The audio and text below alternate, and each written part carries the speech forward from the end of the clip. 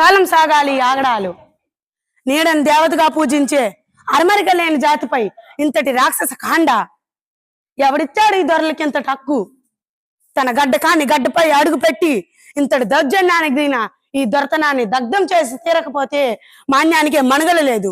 నిత్యం చచ్చే కన్నా వీరుడికి పోరాడు చావడం యుక్తం.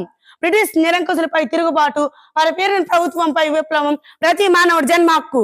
ఈ సీతారామరాజు ఒక్కడే కాదు, మన్యం వీరులకు ఊపిరిన్నంత వరకు ఈ బ్రిటిష్ సీమతల్ల శబ్దం భరతఖండంలోనే వినిపించే వీలు లేదు.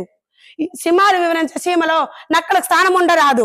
పుల్లైన పిలిచి చంపగల మన్య జాతి తలుచుకుంటే వీరికి తుతులో గతులు మతులు లేకుండా చేయగలదు. 3 నెలల బిడ్డను కట్టుకొని స్వతంత్ర పోరాటం సలిపిన ఝాన్సీ లక్ష్మి మనకు విప్లవ స్ఫూర్తి.